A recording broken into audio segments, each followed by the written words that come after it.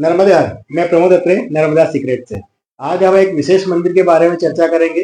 नर्मदा खंड का हर मंदिर एक विशेष मंदिर है, पर नर्मदा खंड में ओंकारेश्वर यानी वेदुरमणि पर्वत के ऊपर एक विशेष मंदिर है जिसका नाम है सिद्धनाथ मंदिर। सिद्धनाथ मंदिर आप में से काफी सारे लोग गए होंगे और जो नहीं गए वो जरूर जाएंगे इस वीडियो को देखने के बाद। सिद्धनाथ मंदिर एक बहुत ऐतिहासिक मंदिर रहा है।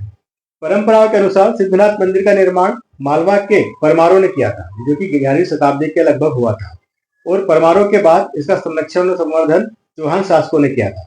मध्यकाल के दौरान मुस्लिम आक्रांताओं ने मंदिरों को क्षति पहुंचाना प्रारंभ किया और ओंकारेश्वर मंदिर को और ओंकारेश्वर के अन्य मंदिरों को क्षति पहुंचाने का कार्य उन्होंने किया, पर मंदिर को पूरी तरह क्षति नहीं पहुंचा पाए और नहीं पूरा तोड़ पाए और नहीं उनको ध्वस्त कर पाए।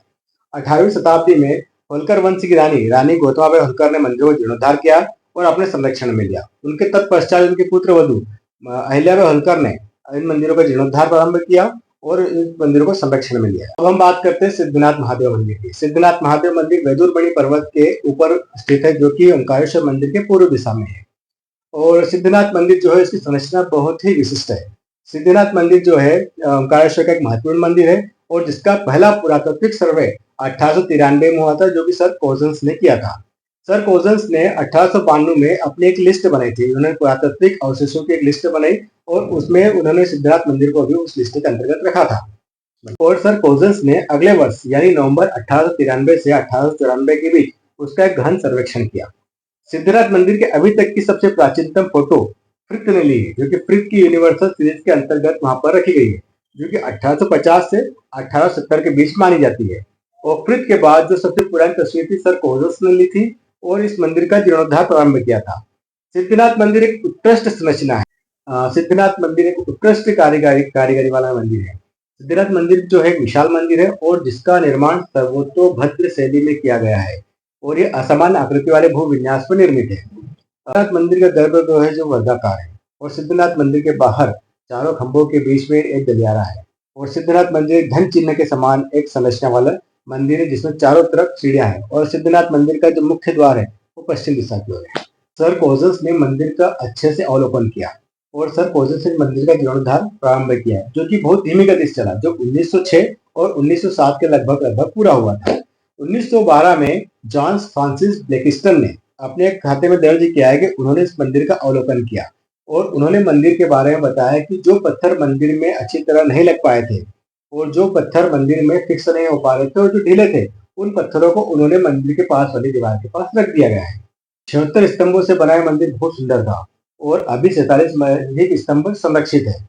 परंतु सर कोजन्स लिखते हैं कि 20 खंभे जो लगाने योग्य नहीं थे, अगर उन खंभों को हटा दिया जाए तो यह मंदिर क्या 72 खंभों का था या 64 खंभों का था या 56 खंभों का था, यह अच्छे से ज्ञात नहीं हो पाता। जब मंदिर का जीर्णोद्धार पूरा हुआ तब 1908 में रसेल नामक अंग्रेज ओंकारेश्वर आया और उस रसेल नामक अंग्रेज ने इस मंदिर को देखा। तब उसने बताया कि यह मंदिर 72 खंभों से ही सुसज्जित था। ऐसे ने मध्य में 4 स्तंभों के साथ इसका पुनः निर्माण किया। अगर उन 4 स्तंभों को जोड़ते हैं तो 72 और 4 76 खंभों के साथ यह मंदिर सुसज्जित होता है। मंदिर के पुनर्निर्माण के संबंध में बताया जाता है कि मंदिर के पुनर्निर्माण में बहुत सारी कठिनाई हुई और वो लिखते हैं कि क्या हम मंदिर के मूल स्वरूप को हासिल कर पाएंगे। सिद्धनाथ मंदिर के मूल स्वरूप तक पहुंचने में बहुत ही कठिनाई हुई थी और ये बताया जाता है कि सूर्य सिद्धनाथ मंदिर जो है वो पाशुपत्तु का मंदिर था, क्योंकि इसके प्रवेश द्वार के चौखट पर लघुलिसा की आकृति बनी हुई है। यह मंदिर 11वीं शताब्दी का बना हुआ है। यहाँ एकमात्र शिलालेख मिलता है जो कि पश्चिमी द्वार से दक्षिण स्तंभ पर लिखा है, जिसपे लिखा है मकरध्वज जोगी, जो कि मध्य भारत और बाहर के कई मंदिरों में पाया जाता है। मन में एक प्रश्न आता है कि सिद्धनाथ मंदिर कहीं पूरा बना था? हाँ, सिद्धनाथ मंदिर बहुत आगे तक बना हुआ था। इसका एक सबसे बड़ा उदाहरण हमको मिलता है कि सिद्धनाथ परिसर में काफी सारी मूर्तियां रखी गई है। उस मूर्तियों में एक भैरव की मूर्ति जो बहुत सुंदर मूर्ति है और जो भैरव की मूर्ति है वो एक तोरण के फ्रेम के स्ट्रक्चर में है और यह बताया जाता है कि यह स्ट्रक्चर जो है किसी हॉल के भीतरी भाग के दरवाजे की फ्रेम में लगाया होगा और जो कि फ्रेम अभी लुप्त अवस्था में है। सिद्धनाथ मंदिर जो हम देखते हैं, क्या ही वे सिद्धनाथ मंदिर का मूल स्वरूप है? नहीं, सिद्धनाथ मंदिर की यह सीमा नहीं है। सिद्धनाथ मंदिर के पूर्व दिशा में अगर हम देखते हैं तो कुछ सीढ़ियां नीचे की ओर जाती है और ये सीढ़ियां आगे दीवार या परकोटे तक जाती है। इससे ये मालूम पड़ता है कि सिद्धनाथ मंदिर की मूल सीमाएं जो आज हम सिद्धनाथ देखते हैं उससे कहीं ज्यादा बड़ा है। सिद्धनाथ मंदिर को अब हम देखते हैं, जो आज की संरचना देखते हैं। सिद्धनाथ मंदिर के चारों ओर हाथी की संरचना बनी है और ये हाथी जो है वो पूरे युद्ध कौशल वाले हाथी है। या किसी मंदिर में इस टाइप से युद्ध कौशल वाले हाथी और इतनी संख्या में, ये तो शायद मैंने तो पहले कभी नहीं देखे। और वो भी इस प्रकार का मंदिर जिसकी संरचना एक धनात्मक संरचना है, और सभी हाथी जो है एक युद्ध कौशल अपनी रणनीति के तहत बनाए गए हैं, जिसमें वो दोनों हाथी आपस में युद्ध भी कर रहे हैं, कुछ हाथी सिपाहियों को भी मार रहे हैं, और कुछ हाथी जो है आपस में द्वंद्व युद्ध कर रहे हैं। जब हम हाथियों को देखते हैं तो ये पूरी युद्ध कौशल मुद्रा में हाथी हमको देखने को मिलते हैं, और ये मंदिर बहुत ही सुंदर है।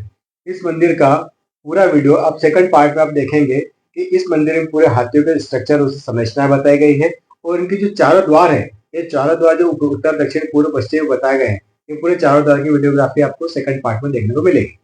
मैं नरदा है प्रमोद अत्रे, धन्यवाद।